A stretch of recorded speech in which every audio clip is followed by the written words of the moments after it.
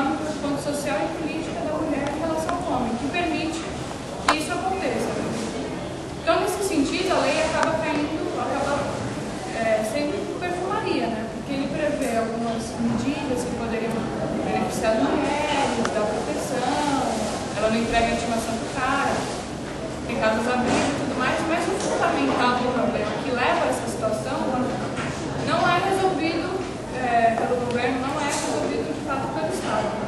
Então, por exemplo, se você vê questões que tornam a mulher dependente ao homem, por exemplo, o divórcio, a lei do divórcio está sendo ignorada. O governo aprovou essa lei, a Lei Maria da Penha, favorece as mulheres em alguns aspectos, mas o divórcio, que é uma coisa fundamental, quer dizer, que daria uma independência da mulher em relação ao homem, ele está retrocedendo, não está avançando.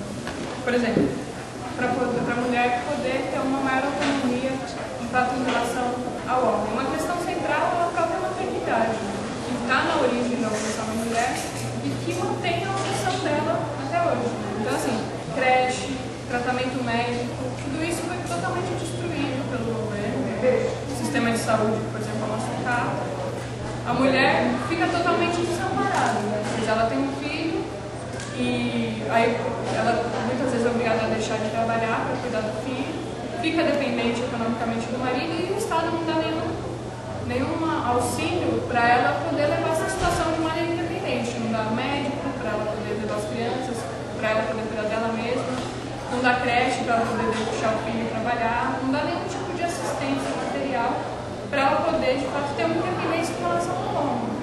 Porque muitas vezes a mulher também acaba se sujeitando a essa situação por medo e por depender da pessoa, financeiramente, materialmente.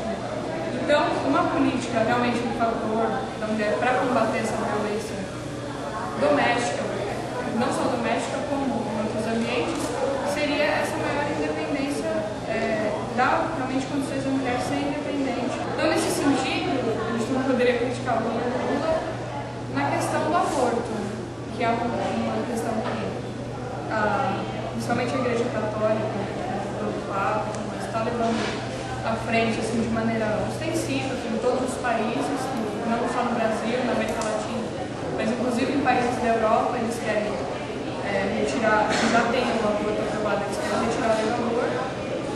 E eu acho que a gente precisa muito claro, né, que a lei, essa ofensiva da Igreja não tem nada a ver com a defesa da vida, nem com nada, porque uma coisa é a crença da pessoa, uma coisa é ela achar que não tem que ser feito aborto, é ruim, é prejudicial. Outra coisa, ela aprovar uma lei que vai punir as mulheres que realizam o aborto.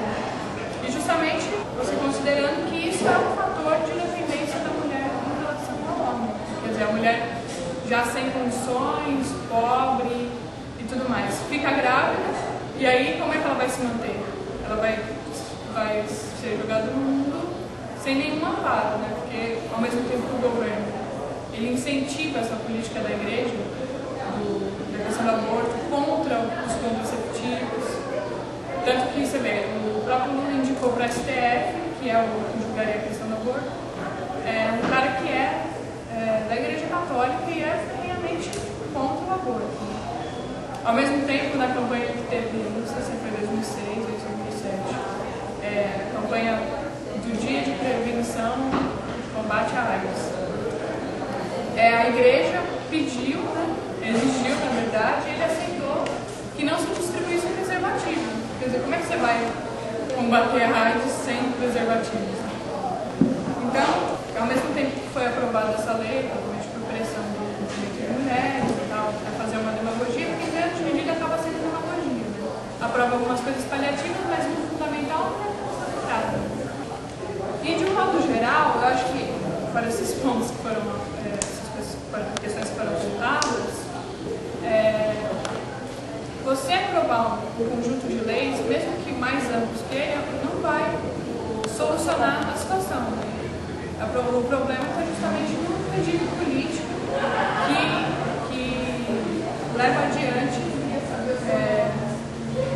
essas questões, porque justamente a questão do regime político, que é um regime político obviamente reacionário, burguês, que tem o maior interesse na opressão das mulheres, dos negros, da juventude, de todos os setores que ela puder oprimir para ganhar mais em cima, podem ser, as leis são facilmente neutralizadas, porque quem está com poder efetivamente é a burguesia, que tem um interesse na opressão da mulher. Então, você pode aí, não sei, uma mentalidade mais político-reformista, poderia dizer, bom, você aprova uma lei, e aí, sei lá, por exemplo, essa questão de juízes e policiais são homens, não vão implementar a lei devidamente, vão pressionar as mulheres, vão procurar ter uma política contra as mulheres. Então você coloca as mulheres. Aí obviamente vai melhorar um pouco, mas também vai ter a pressão da burguesia, do poder econômico sobre as mulheres para que elas não tenham uma política favorável e não tenham a opressão. Aí você teria que aprovar leis para controlar esse poder econômico, para que ele não interfira e assim por diante. Quer dizer, uma tentativa de você colocar uma coleirinha na burguesia, no poder econômico, para ela passar, para você poder ter algum tipo de direito, algum tipo de benefício, coisa que não vai acontecer. Então acho que fundamentalmente tem que ficar claro que só um governo, ou seja, realmente dos trabalhadores, pode levar adiante, derrote a